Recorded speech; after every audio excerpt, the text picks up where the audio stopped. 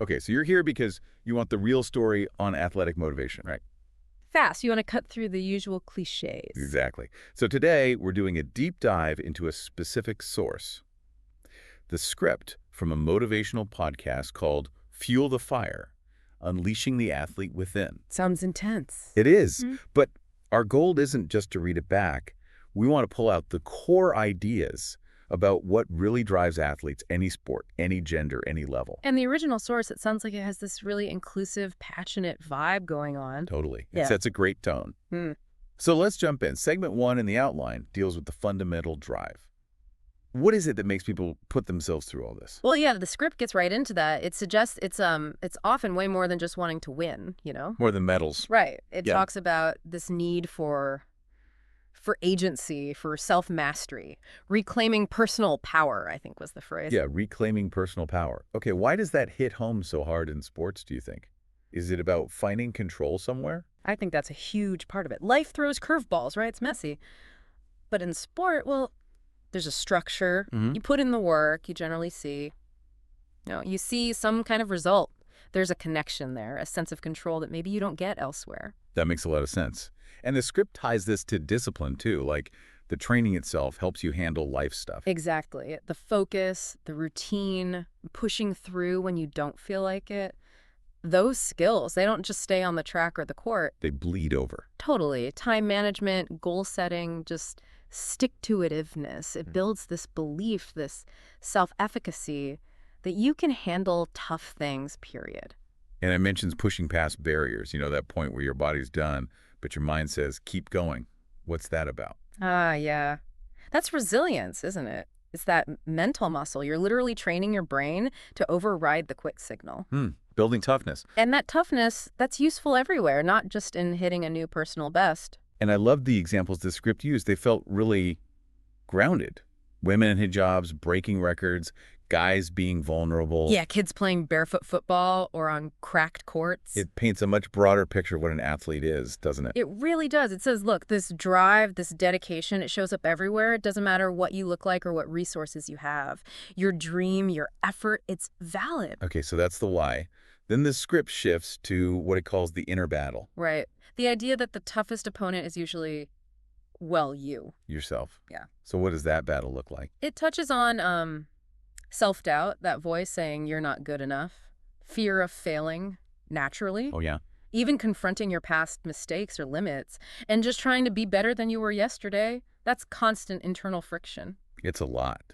The script makes this point, though, that just showing up is a win. Why is that so important? Because it shifts the focus, doesn't it? Away from just the outcome, the final score, to the commitment. Right, the effort itself. Exactly. Some days, just getting out the door when your head's full of doubt, that is the victory. It proves your will is stronger. And it builds momentum for next time. Mm-hmm. And the script lists concrete things too, right? Choosing the workout over the excuse. Yeah, bouncing back from injury or burnout, doing that extra lap. And that line, not today, doubt. I've got work to do. Yeah, that's so active. It really is. It's not waiting for doubt to vanish. It's like, nope, you don't get to drive today. I'm taking the wheel. It's about actively managing your own mindset. Okay, then it pivots to stereotypes, specifically gender stereotypes in sports. This feels really relevant. Super relevant. It calls out those damaging narratives, women being told they're too muscular or too loud. Or too competitive. Yeah. And men getting the don't cry man up treatment or feeling weak if they need rest. Why are those so harmful?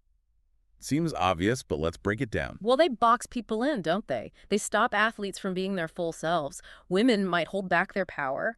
Men might ignore injuries or suppress perfectly normal emotions. Which hurts them physically and mentally. Absolutely. It limits performance and just general well-being. But the script argues that sport itself doesn't care about those rules. It asks the ultimate question, how bad do you want it? Exactly. That question cuts through the noise. When your drive comes from within, from your passion, those external labels, they start to lose their power. So the focus shifts inward. Yeah. The sweat, the bruises, the ridiculously early mornings, that becomes the proof, not whether you fit someone else's outdated mold. Okay, following that, it tackles something everyone feels. Wanting to quit. Questioning if all the effort is even worth it. We've all been there. And the script's answer is just so simple. Yes. It is. Yeah. Just that direct validation. It acknowledges how hard it is, but affirms the value in sticking it out. I also liked how it reframed pain and discomfort. Pain as a coach, discomfort as a sign of growth. What's the value in thinking that way? Well, it changes your relationship with the hard stuff, doesn't it? Instead of seeing pain only as something to avoid, you see it as feedback. Like, okay, this is where the edge is. Exactly. This is where I'm adapting, getting stronger. It builds tolerance, makes you more resilient. Because, let's face it, real growth rarely happens when you're comfortable. True. And it also broadens what counts as progress, right? Yeah. Not just faster times, but showing up when you really, really don't want to. Yeah, that's key, recognizing those invisible wins. Because progress isn't always this smooth upward line. Sometimes it's just holding steady through a rough patch. Precisely. Valuing that consistent effort, even on the blah days, keeps you going. It acknowledges the whole process, not just the shiny results. And the script says, it all counts. The small wins, the quiet comebacks. Love that. It all counts. Okay, that leads into the champion mindset. Mm-hmm. And it starts by redefining champion, Right. Not someone who never falls. but someone who keeps getting up. Right. That feels more achievable, more human. It really does. It promotes that growth mindset, you know. Failure isn't the end. It's data. It's a chance to learn and adjust. So resilience is the core characteristic. Absolutely. And the script mentions other habits, too, like training, even when conditions are awful, when it's raining, when it's hard. Builds mental toughness for race day, I guess. For sure. And also proactively creating momentum, not just waiting to feel motivated. Taking charge. Yeah, discipline, agency. These are the building blocks of that champion approach. And then those really direct messages.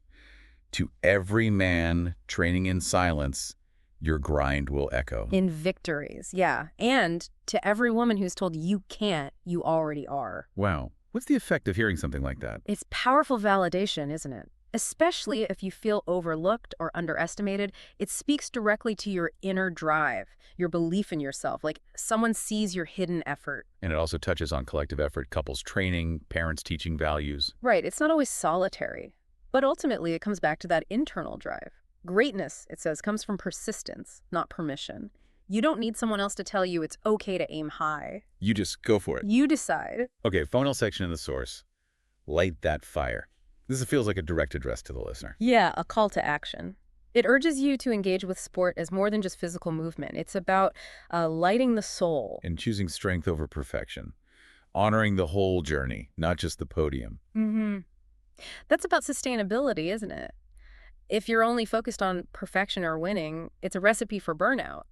But if you value the process, the growth, the ups and the downs... It's more fulfilling. Yeah. And probably leads to better results long term anyway. Likely, yeah. And then there's that idea that your effort can inspire someone else. To know that somewhere someone is watching you and deciding not to quit, that gives you chills. It adds another layer of meaning, right? Yeah. Your struggle, your perseverance, it might be the spark someone else needs.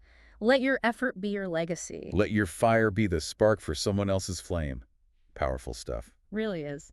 So the outro wraps it up. It reminds us, you were born to move. You were built to rise. Just tapping into that fundamental human capacity, it cuts through the noise, the self-doubt. And then that final command. Don't shrink. Don't stall. Don't wait. This is your time. It's immediate. No more excuses. Now lace up. Lock in. And go fuel that fire. It leaves you feeling energized. Ready to go, yeah. Yeah. It's that final nudge to take all these ideas and actually do something with them, to keep feeding that inner drive. So for everyone listening, think about how this lands for you in your sport, your work, your life. Where are those inner battles? Where can you value the effort, the small wins? Yeah. Remember your why. And know that your effort, whatever it looks like, matters. It creates ripples. Now go fuel that fire.